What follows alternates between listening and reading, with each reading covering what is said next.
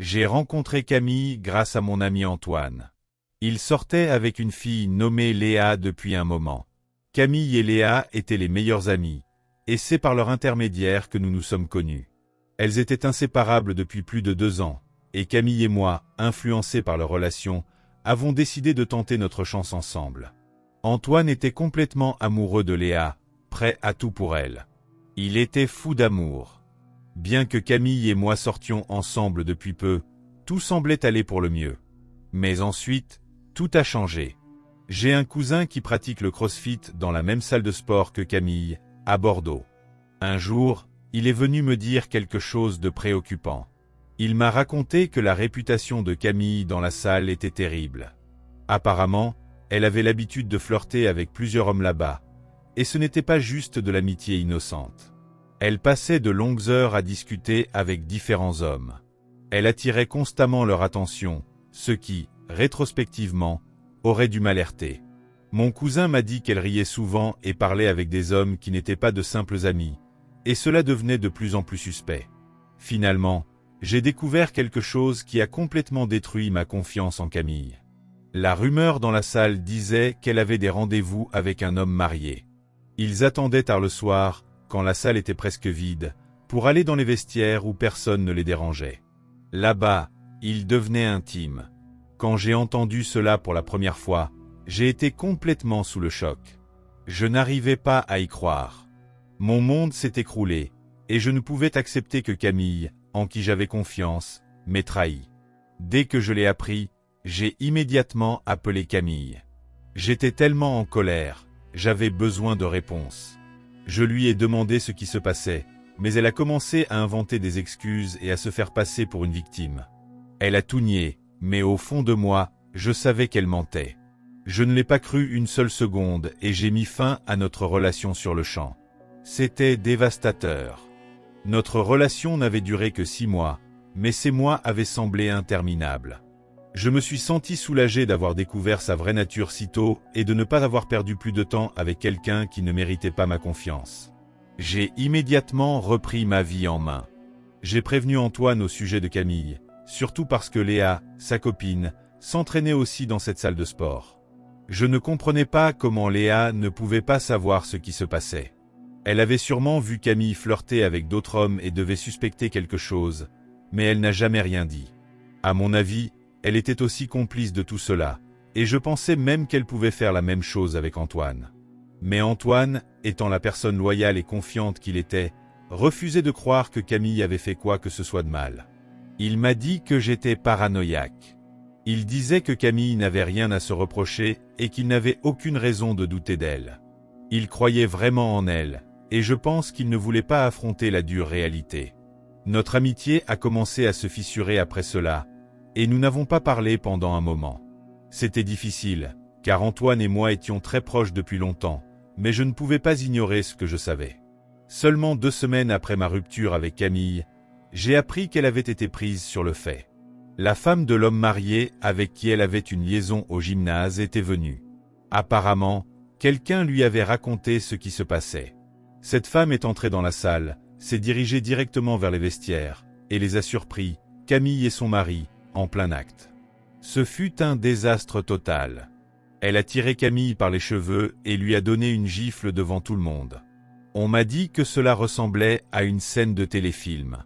Ce fut un énorme scandale dans notre petite ville de Bordeaux, et c'est seulement après cela qu'Antoine m'a finalement contacté pour s'excuser. Il est venu chez moi avec Léa, et elle a juré qu'elle ne savait rien, mais je pouvais voir la culpabilité dans ses yeux. Je suis resté silencieux et ne l'ai pas confronté à ce moment-là. Plus tard dans la journée, après leur départ, j'ai décidé d'appeler Antoine. Je voulais lui parler, mais pas en présence de Léa. Mon cousin m'avait déjà dit que Camille et Léa étaient connues comme les fêtardes du gymnase.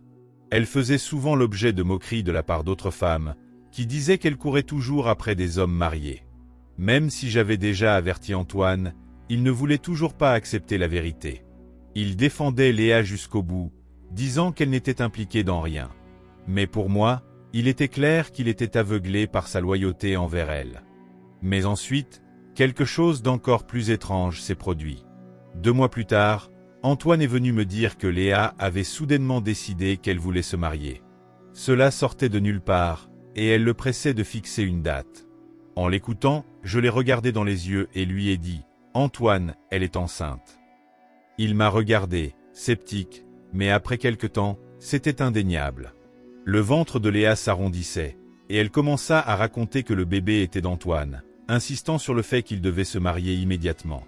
Mais je savais que cet enfant n'était pas le sien, et je n'ai cessé de lui dire qu'il devait demander un test de paternité après la naissance. Mais une fois de plus, Antoine a refusé de m'écouter. Il ne voulait pas demander de test ADN, prétendant que cela créerait des problèmes dans leur relation. Il ne voulait pas que Léa se sente insultée. Malgré tous les signes, il continuait de dire que tout s'arrangerait. Finalement, le bébé est né, et sans surprise, il n'était pas d'Antoine. L'enfant ne lui ressemblait pas du tout, et il était évident qu'il n'avait aucun lien génétique avec sa famille. La famille d'Antoine possède des traits très distinctifs, et l'enfant n'en partageait aucun. C'était clair comme de l'eau de roche. Après quelques mois, Antoine a fini par se séparer de Léa, mais il était déjà trop tard. Il avait dépensé une somme considérable. Il avait loué une maison, acheté des meubles, et tout ce qu'il fallait pour le bébé. Je me souviens que la mère d'Antoine est venue chez moi, furieuse, pour me raconter à quel point la situation était catastrophique. Elle était en colère à cause de l'argent gaspillé et frustrée par la naïveté de son fils. Antoine a finalement dû retourner vivre chez sa mère, tandis que Léa repartait chez ses propres parents avec l'enfant. Les choses se sont calmées pendant un moment, mais quelques mois plus tard, Léa a demandé une pension alimentaire. Antoine a engagé un avocat, mais celui-ci lui a expliqué de manière réaliste que Léa avait de fortes chances de gagner devant le tribunal. Au bout d'un an, le tribunal a statué qu'Antoine devait payer une pension. Bien qu'il ait fait appel de la décision, son avocat lui a conseillé de commencer les versements pendant la procédure d'appel. Pendant ce temps, Léa avait repris sa vie. Elle sortait avec un nouveau petit ami, laissant le bébé chez sa mère comme si de rien n'était. J'ai commencé à fréquenter un bar local où on jouait du zouk tous les vendredis. C'était tout près de chez moi, et j'y voyais souvent Léa. À chaque fois qu'elle me voyait, elle me saluait d'une manière effrontée. Et le pire, elle s'embrassait ouvertement avec son nouveau copain juste devant moi, comme si elle n'avait aucune honte. Quand j'ai raconté cela à Antoine, il est devenu fou de rage. Il a commencé à donner des coups de pied dans tout ce qui se trouvait sur son passage et a même pleuré de frustration. Mais il ne pouvait plus rien faire. À ce stade, il n'avait plus d'autre choix que d'accepter la réalité et d'essayer d'avancer. Quelques mois plus tard, Léa est redevenue célibataire et a tenté de renouer avec Antoine. Elle l'a contacté, mais cette fois, Antoine en avait assez. Il ne voulait plus rien savoir d'elle. C'est alors que nous avons découvert qui était le véritable père de l'enfant de Léa. Devine qui? C'était le même homme marié avec qui Camille avait une liaison dans la salle de sport. Elle partageait en réalité le même amant. Les rumeurs ont commencé à circuler, affirmant qu'ils avaient été impliqués dans un triangle amoureux depuis des années. Aujourd'hui, Antoine continue de payer une pension alimentaire, bien que l'enfant ne soit pas le sien. Et bien que cela ne soit pas entièrement de sa faute, c'est lui qui a permis que tout cela arrive. Sa gentillesse et sa loyauté l'ont aveuglé, et il en paie maintenant le prix. Si vous avez une histoire similaire, partagez-la avec nous dans les commentaires si vous souhaitez que je la raconte. Merci d'avoir regardé jusqu'à la fin. N'oubliez pas de liker la vidéo et de vous abonner. À la prochaine!